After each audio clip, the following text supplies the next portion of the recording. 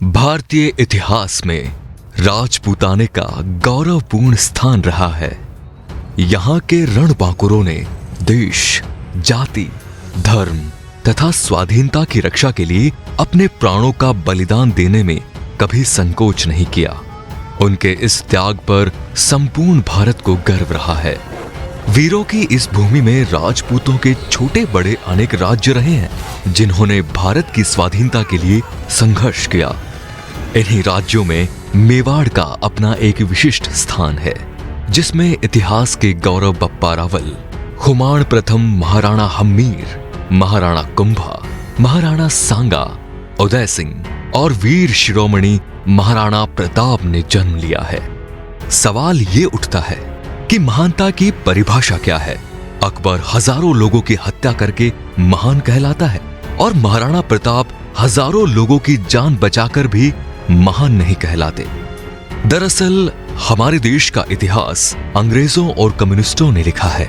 उन्होंने उन लोगों को महान बनाया है जिन्होंने भारत पर अत्याचार किया था, जिन्होंने भारत पर आक्रमण करके उसे लूटा, भारत का धर्मांतरण किया और उसका मान मर्दन कर भारतीय गौरव को नष्ट किया। अकबर ने रूपमती के लिए मालवा निमाड़ को खून में डुबो दिया था। मेवाड़ के महान राजपूत नरेश महाराणा प्रताप अपने पराक्रम और शौर्य के लिए पूरी दुनिया में मिसाल के तौर पर जाने जाते हैं। एक ऐसा राजपूत सम्राट जिसने जंगलों में रहना पसंद किया, लेकिन कभी विदेशी मुगलों की दास्तां स्वीकार नहीं की। उन्होंने देश, धर्म और स्वाधीनता के लिए सब कुछ न्योछावर कर दिया। कितने लोग हैं जिन्हें अकबर की सच्चाई मालूम है और कितने लोग हैं जिन्होंने महाराणा प्रताप के त्याग और संघर्ष को जाना। प्रताप के काल में दिल्ली में तुर्क सम्राट अकबर का शासन था, जो भारत के सभी राजा महाराजाओं को अपने अधीन कर मुगल साम्राज्य की स्थापना कर इस्लामिक परचम को पूरे हिंदुस्तान में फहराना चाहता था। इसके लिए उसने नीति और अनीति दोनों का ही सहारा लिया। 30 वर्षों के लगातार प्रयास के बावजूद अकबर महाराणा प्रताप को बंदी न बना सका। महाराणा प्रताप का जन्म 9 मई 1540 ईस्वी को राजस्थान के कुंभलगढ़ दुर्ग में हुआ था। उनके पिता महाराणा उदय सिंह और माता रानी जीवत कंवर थी। वे राणा सांगा के पौत्र थे। महाराणा प्रताप को बचपन में सभी कीका नाम लेकर पुकारा करते थे। महाराणा प्रताप का राज्याभिषेक गोगुंदा में हुआ था। राणा प्रताप के पिता उदय सिंह ने अकबर से भयभीत होकर मेवाड़ त्याग कर अरावली पर्वत पर डेरा डाला और उदयपुर को अपनी नई राजधानी बनाया था। हालांकि तब भी मेवाड़ उनके अधीन ही था। महाराणा उदय सिंह ने अपनी मृत्यु के समय अपने छोटे पुत्र को गद्दी सौंप दी थी, जो कि नियमों के विरुद्ध था। उदय सिंह की मृत्यु के बाद राजपूत सरदारों ने मिलकर 1 मार्च 1576 को महाराणा प्रताप को मेवाड़ की गद्दी पर बैठाया। उनके राज्य की राजधानी उदयपुर थी। राज्य सीमा मेवाड़ थी। 1568 से 1597 ईस्वी तक उन्होंने शासन किया। उदयपुर पर यवन तुर्क आसानी से आक्रमण कर सकते हैं, ऐसा विचार कर तथा सामंतों की सलाह से प्रताप ने उदयपुर छोड़कर कुंभलगढ़ और गोगुंदा के पहाड़ी इलाके को अपना केंद्र बनाया। महाराणा प्रताप के सबसे प्रिय घोड़े का नाम चेतक था। चेतक बहुत ही समझदार और स्थिति को पल में ही भांप जाने वाला घोड़ा था। उसने कई मौकों पर महाराणा प्रताप की जान बचाई थी। हल्दी घाटी युद्ध के दौरान प्रताप अपने पराक्रमी चेतक पर सवार हो पहाड़ की ओर जा रहे थे। तब उनके पीछे 2 मुगल सैनिक लगे हुए थे। चेतक ने तेज रफ्तार पकड़ ली, लेकिन रास्ते में एक पहाड़ी नाला बह रहा था। युद्ध में घायल चेतक फुर्ती से उसे लांघ गया, परंतु मुगल उसे पार न कर पाए। चेतक नाला तो लांघ गया, पर अब उसकी गति धीरे धीरे कम होती गई और पीछे से मुगलों के घोड़े की टापें भी सुनाई पड़ी। उसी समय प्रताप को अपनी आवाज सुनाई पड़ी, हो नीला घोड़ारा अवसार। प्रताप ने पीछे मुड़कर देखा तो उसे एक ही अश्वारोही दिखाई पड़ा और वो था उनका भाई शक्ति सिंह। प्रताप के साथ व्यक्तिगत विरोध ने उसे देशद्रोही बनाकर अकबर का सेवक बना दिया था और युद्ध स्थल पर वो मुगल पक्ष की तरफ से लड़ रहा था। जब उसने नीले घोड़े को बिना किसी सेवक के पहाड़ की तरफ जाते हुए देखा तो शक्ति सिंह भी चुपचाप उसके पीछे चल पड़ा था। लेकिन शक्ति सिंह ने दोनों मुगलों को मौत के घाट उतार दिया। जीवन में पहली बार दोनों भाई प्रेम के साथ गले मिले थे। इस बीच चेतक जमीन पर गिर पड़ा और जब प्रताप उसकी काठी को खोलकर अपने भाई द्वारा प्रस्तुत घोड़े पर रख रहा था, चेतक ने प्राण त्याग दिए। बाद में उस स्थान पर एक चबूतरा खड़ा किया गया जो आज तक उस स्थान को इंगित करता है। महाराणा प्रताप का हल्दी घाटी के युद्ध के बाद का समय पहाड़ों और जंगलों में ही व्यतीत हुआ। अपनी गुरिल्ला युद्ध नीति द्वारा उन्होंने अकबर को कई बार मात दी। महाराणा प्रताप चित्तौड़ छोड़कर जंगलों में रहने लगे।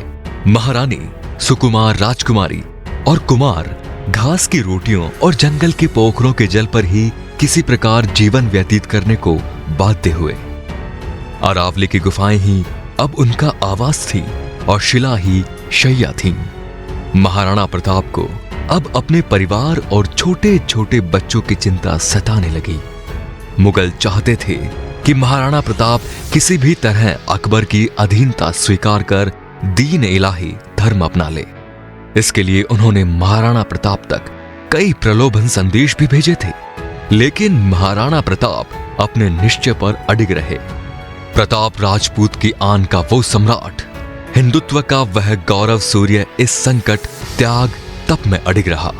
धर्म के लिए, देश के लिए और अपने सम्मान के लिए ये तपस्या वंदनीय है। कई छोटे राजाओं ने महाराणा प्रताप से अपने राज्य में रहने की गुजारिश की, लेकिन मेवाड़ की भूमि को मुगल आधिपत्य से बचाने के लिए महाराणा प्रताप ने प्रतिज्ञा की थी कि जब तक मेवाड़ आजाद नहीं होगा, वे महलों को छोड़ जंगलों में निवास करेंगे। स्वादिष्ट भोजन को त्याग कंदमूल और फलों से ही पेट भरेंगे, लेकिन अकबर का आधिपत्य कभी स्वीकार नहीं करेंगे। जंगल में रहकर ही महाराणा प्रताप ने भीलों की शक्ति को पहचान कर छापामार युद्ध पद्धति से अनेक बार मुगल सेना को कठिनाइयों में डाला था। बाद में मेवाड़ की गौरव भामाशाह ने महाराणा के चरणों में अपनी समस्त संपत्ति रख दी। भामाशाह ने 20 लाख अशरफियां और 25 लाख रुपए महाराणा को भेंट में प्रदान किए। महाराणा इस प्रचुर संपत्ति से पुनः सैन्य संगठन में लग गए। इस अनुपम सहायता से प्रोत्साहित होकर महाराणा ने अपने सैन्य बल का पुनर्गठन किया तथा उनकी सेना में नवजीवन का संचार हुआ। महाराणा प्रताप ने पुनः कुंभलगढ़ पर अपना कब्जा स्थापित करते हुए शाही फौजों द्वारा स्थापित थानों और ठिकानों पर अपना आक्रमण जारी रखा।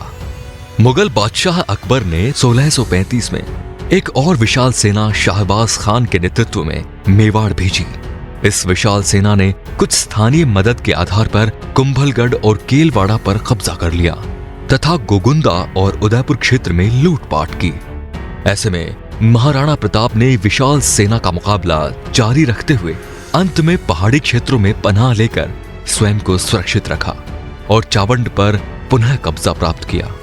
शाहबाज खान आखिरकार खाली हाथ पुनः पंजाब में अकबर के पास जा पहुंचा। चित्तौड़ को छोड़कर महाराणा ने अपने समस्त दुर्गों का शत्रु से पुनः उद्धार कर लिया। उदयपुर को उन्होंने अपनी राजधानी बनाया। विचलित मुगलिया सेना के घटते प्रभाव और अपनी आत्मशक्ति के बूते महाराणा ने चित्तौड़ व मांगलगढ़ के अलावा संपूर्ण मेवाड़ पर अपना राज्य पुनः स्थापित कर लिया। इसके बाद मुगलों ने कई बार महाराणा प्रताप को चुनौती दी, लेकिन मुगलों को मुंह की खानी पड़ी। आखिरकार युद्ध और शिकार के दौरान लगी चोटों की वजह से महाराणा प्रताप की मृत्यु 29 जनवरी 1597 को चावंड में हुई। भारतीय कम्युनिस्टों और अंग्रेजों ने पूरी दुनिया में सिकंदर की तरह अकबर को महान सम्राट बना रखा है, लेकिन सत्ता और धर्म के नक्शे में चूर अकबर की सच्चाई को आज नहीं तो कल स्वीकार ही करना होगा। महान तो महाराणा प्रताप थे, जिनको एक तुर्क ने भारतीय राजाओं के साथ मिलकर हर तरह से झुकाने या मौत के घाट उतारने का प्रयास किया, लेकिन महाराणा प्रताप ने अपने आत्मसम्मान को बचाए रखा और कभी भी अकबर की अधीनता स्वीकार नहीं की। महाराणा प्रताप ने भगवान महादेव की कसम खाकर प्रतिज्ञा ली थी कि जिंदगी भर उनके मुख से अकबर के लिए सिर्फ तुर्क ही निकलेगा और वे कभी अकबर को अपना बादशाह नहीं मानेंगे। मेवाड़ के वीर यशस्वी महाराणा प्रताप ने कभी मुगलों के इस छद्म चेहरे की अधीनता स्वीकार नहीं की। अकबर ने उन्हें समझाने के लिए 4 बार शांति दूतों को अपना संदेशा लेकर भेजा था, लेकिन महाराणा प्रताप ने अकबर के हर प्रस्ताव को नामंजूर कर दिया था। तो दोस्तों, ये था हिंदू नेशन की तरफ से आपके लिए आज का स्पेशल वीडियो, जो था महाराणा प्रताप के नाम। आप सबको ये वीडियो कैसा लगा, इसके बारे में आप हमें कमेंट्स में बता सकते हैं। और अगर आपको ये वीडियो बहुत अच्छा लगा हो तो आप इसे लाइक कर इसे शेयर जरूर करें। और हाँ, अगर आपने अभी तक इस चैनल को सब्सक्राइब नहीं किया है तो प्लीज इसे सब्सक्राइब कीजिए और बेल आइकन को प्रेस करना बिल्कुल ना भूलें। तो दोस्तों, अभी दीजिए इजाजत। हमारी मुलाकात आपसे बहुत जल्द होगी हमारे एक और नए वीडियो के साथ में। धन्यवाद।